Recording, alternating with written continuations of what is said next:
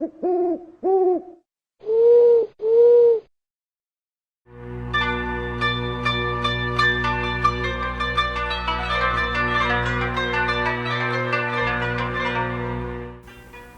η πόλη. Πόσο θρυλικό έχει γίνει αυτό το όνομα στη συνείδηση του Μεσοέλληνα. Καημός συλλογικός και πολιτικός στόχος για αιώνες. Κωνσταντίνος την έκτισε, Κωνσταντίνος την έχασε, Κωνσταντίνος θα την ξαναπάρει. Α, θα πάρεις και την πόλη. Όλοι ξέρουν την Κωνσταντινούπολη, γι' αυτό δεν υπάρχει καμία αμφιβολία. Μένει όμως να δούμε την ιστορία της και τι την κάνει τόσο ξακουστή τα τελευταία 1700 χρόνια.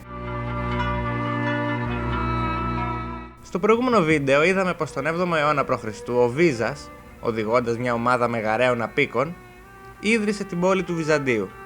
Σύμφωνα με την παράδοση, ο Βίζας πριν ξεκινήσει το ταξίδι, ζήτησε χρησμό από το μαντίο των Δελφών. Η Pythia του είπε να κτίσει την αποικία του απέναντι από την πόλη των Τυφλών. Ο Βίζας διέσχισε το Αιγαίο και πέρασε στην Προποντίδα, καταλήγοντας τελικά στο Βόσπορο. Στην ασιατική πλευρά των στενών, επίσης μεγαρείς, είχαν μερικά χρόνια πριν ιδρύσει την Χαλκιδόνα. Εξετάζοντας την περιοχή, ο Βίζας διαπίστωσε πως η ευρωπαϊκή ακτή είχε πολύ πιο πλεονεκτική θέση και προσφερόταν για τη δημιουργία μιας νέας πόλης. Η Χαλκιδόνα λοιπόν ήταν η πόλη των Τυφλών, που είχαν να διαλέξουν μεταξύ δύο τοποθεσιών και πήραν τη χειρότερη. Η αποικία του Βίζαντα άνθησε λόγω της τοποθεσίας της. Έλεγχε απόλυτα το πέρασμα των πλοίων από το Βόσπορο και συνεπώς το εμπόριο ανάμεσα σε ελληνικές πόλεις του Ευξήνου Πόντου και της κυρίως Ελλάδας. Ήταν ακόμη το σημείο ένωσης της Ευρώπης με την Ασία. Εκεί έκτισε ο Ξέρξης τη μεγάλη γέφυρα με την οποία πέρασε ο στρατός του στην Ελλάδα. Το Βυζάντιο ήταν κτισμένο δίπλα στον κεράτιο κόλπο, μια στενή προέκταση της θάλασσας μέσα στη θρακική ξηρά, κάτι που προσέφερε στην πόλη ένα μεγάλο φυσικό λιμάνι. Κατά τη Ρωμαϊκή εποχή, το Βυζάντιο χρησιμεύε ως βάση του αυτοκρατορικού στρατού.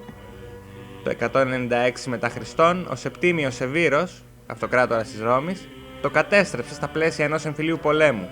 Φρόντισε όμως να το ξανακτήσει αμέσως, με νέα τείχη και δημόσια έργα, όπως λουτρά και υπόδρομο. Η πόλη μετονομάστηκε για ένα διάστημα σε Αυγούστα Αντωνινή, προς τιμήν του γιού του. Η κρίση που πέρασε η Ρωμαϊκή Αυτοκρατορία τον 3ο αιώνα είχε αναδείξει δύο σημαντικά προβλήματα. Πρώτον, το Imperium ήταν πολύ μεγάλο για να διοικηθεί συγκεντρωτικά από έναν μόνο αυτοκράτορα και μια πρωτεύουσα. Και δεύτερον, η Ρώμη βρισκόταν πολύ μακριά από τα σύνορα, τα οποία απειλούνται όλο ένα και περισσότερο. Ο αυτοκράτορας Διοκλητιανός, που βασίλευσε μεταξύ 284 και 305, επέλεξε μια ριζική λύση, χωρίζοντας την αυτοκρατορία στα 2 και μετά στα 4. Το σύστημα αυτό ονομάστηκε Τετραρχία. Σε αυτό το καθεστώς, η Ρώμη δεν ήταν η έδρα κανενός τμήματος. Οι δύο Αύγουστοι και οι δύο Καίσαρες κυβερνούσαν από τους Τρεβίρους, στα σύνορα της Γαλατίας με το Ρήνο, τα Μεδιόλανα κοντά στις Άλπεις, το Σύρμιο στο Δούναβι και την Οικομίδια στη βορειοδυτική Μικρά Ασία, που βρισκόταν πολύ κοντά στη Χαλκιδόνα, το Βυζάντιο και την Προποντίδα. Εκεί εγκαταστάθηκε ο ίδιος ο Διοκλητιανός, δείχνοντας πόσο εκτιμούσε τη σημασία της περιοχής. Το κέντρο βάρους της αυτοκρατορίας ξεκίνησε να μετακινείται προς την Ανατολή. Οι επαρχίες της, η Χερσόνησος του Έμμου, η Μικρά Ασία, η Συρία και η Αίγυπτος, ήταν οι πιο ανεπτυγμένες οικονομικά, με μεγάλες πόλεις και υπό τη διαρκή απειλή επικίνδυνων εχθρών όπως οι Πέρσες και οι Γότθοι. Αλλά αυτά τα έχουμε ξαναπεί. Την απόσυρση του Διοκλητιανού από το θρόνο ακολούθησαν εμφύλιοι πόλεμοι μεταξύ των τετραρχών. Νικητής αναδείχθηκε το 324 Κωνσταντίνος, Καίσαρας διοικητής της Γαλατίας και της Βρετανίας. Αμέσως μετά την επικράτησή του, ο αυτοκράτορας άρχισε να αναζητά τοποθεσίες για να κτίσει τη νέα του πρωτεύουσα. Στράφηκε απευθείας στην Ανατολή. Οι πρώτες υποψήφιες ήταν η Ναϊσός, η σημερινή Νης της Σερβίας όπου και είχε γεννηθεί, η Σερβική, η σημερινή Σόφια και η Θεσσαλονίκη. Σε πρώτη φάση επέλεξε την Αρχαιατρία. Εκτός από τη σημαντική της θέση κοντά στην είσοδο του Ελισπόντου, η πόλη ήταν η πατρίδα του Ενία, αρχαίου προγόνου των Ρωμαίων, συνεπώς με μεγάλη συμβολική αξία. Ο Κωνσταντίνος πήγε στην πόλη για να επιβλέψει ο ίδιος εργασίες κατασκευής. Όμως διαπιστώθηκε γρήγορα πως η Τρία δεν είχε καλό λιμάνι, πολύ σημαντικό πρόβλημα για μια μελλοντική βάση του Ρωμαϊκού στόλου. Λέγεται ότι ο Κωνσταντίνος είδε σε όνειρο πως έπρεπε να φύγει από την Τρία και να πάει στο Βυζάντιο. Όπως και να έχει, η νέα υποψηφιότητα ενθουσίασε τον αυτοκράτορα. Η καινούργια πόλη του θα περιβαλλόταν από 3 πλευρές με θάλασσα, ενώ το στενό αγκυροβόλιο του κερατίου κόλπου μπορούσε να αποκλειστεί με αλυσίδα σε καιρό πολιορκίας. Τα άλλα θαλάσσια μέτωπα χαρακτηρίζονταν από πολύ ισχυρά ρεύματα, συνεπώς δεν μπορούσε η πόλη να δεχθεί επίθεση από εκεί. Οι φυσικές άμυνες και η ευκολία υπεράσπισης ήταν καθοριστικές για να πείσουν τον Κωνσταντίνο, ο οποίος την είχε άλλωστε πολιορκήσει κατά τη διάρκεια των εμφυλίων πολέμων και είχε παρατηρήσει αυτά τα πλεονεκτήματα ως επιτιθέμενο. Έτσι δόθηκαν διαταγές να αρχίσει ο σχεδιασμός και το κτίσιμο της Νέας Ρώμης. Όπως και η παλαιά, η πόλη οικοδομήθηκε πάνω σε 7 λόφους. Πρικίστηκε με μεγάλα δημόσια κτίρια και μνημεία, πολυτελή ανάκτορα, παγανιστικούς ναούς αλλά και εκκλησίες, καθώς ο Κωνσταντίνος είχε σταματήσει τους διωγμούς των χριστιανών και έβλεπε πολύ ευνοϊκά τη νέα θρησκεία. Νέα τείχη αντικατέστησαν αυτά του Σεβίρου και μεγάλωσαν σημαντικά το μέγεθος της πόλης. Ο υπόδρομος επεκτάθηκε και κτίστηκαν μέγαρα για τη Σύγκλιτο και το Περτόριο, δηλαδή τα δικαστήρια. Χαράχτηκαν λεωφόροι και οριοθετήθηκαν πλατείες και φόρουμ. Ο αυτοκράτορας φρόντισε να μεταφερθούν στην πρωτεύουσά του αγάλματα και έργα τέχνης από όλη την αυτοκρατορία. Ανάμεσά τους τα άλογα του Λυσίππου και η στήλη των Όφεων, αφιερωμένη στη νίκη των Ελλήνων κατά των Περσών στις πλατεές. Καθ' όλη τη διάρκεια της ιστορίας της, ή τουλάχιστον μέχρι τις καταστροφές που προκάλεσαν τον 13ο αιώνα οι Σταυροφόροι, η πρωτεύουσα της Βυζαντινής Αυτοκρατορίας ήταν γεμάτη από αγάλματα της Αθηνάς, του Ηρακλή, της Ήρας και της Αφροδίτης, τα οποία συνυπήρχαν αρμονικά με εκατοντάδες εκκλησίες και μοναστήρια. Η Νέα Ρώμη, ή Κωνσταντινούπολη όπως θα ονομαζόταν αργότερα, εγκαινιάστηκε ύστερα από 6 χρόνια εντατικών εργασιών στις 11 Μαΐου του 330. Αν και ακόμη ανήκε στη θρησκεία του ανικήτου ήλιου, ο Κωνσταντίνος αφιέρωσε την πρωτεύουσά του στο δεσπότη Χριστό, ξεκινώντας την παράδοση της Θεοφρούρητης βασιλεύουσας.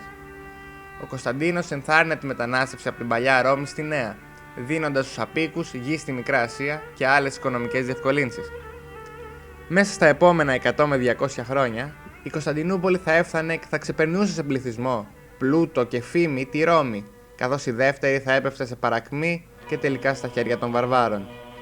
Μέχρι το 500, οι κάτοικοι της Νέας Ρώμης θα ξεπερνούσαν το μισό εκατομμύριο και έμεινε για αιώνες η μεγαλύτερη πόλη της Ευρώπης και από τις κορυφαίες παγκοσμίως. Επειδή η πόλη επεκτάθηκε έξω από τα τείχη του Κωνσταντίνου, επί Θεοδοσίου του Δευτέρου, ο έπαρχος της πόλης Ανθέμιος έκτισε καινούρια. Τα θεοδοσιανά τείχη ήταν από τις εντυπωσιακότερες οχυρωματικές κατασκευές στην παγκόσμια ιστορία. Με 3 σειρές τειχών, 96 πύργους και μια μεγάλη τάφρο, οι χερσαίες οχυρώσεις της Κωνσταντινούπολης ήταν οι ισχυρότερες στον κόσμο και άντεξαν πολλές πολιορκίες, από την ολοκλήρωσή τους το 413 μέχρι να υποκύψουν στο Οθωμανικό πυροβολικό το 1453. Να σημειωθεί εδώ ότι η άλωση του 1204 από τους Σταυροφόρους έγινε με παραβίαση των θαλασσίων τειχών, που ήταν μονής σειράς και λιγότερο ισχυρά από τα χερσαία.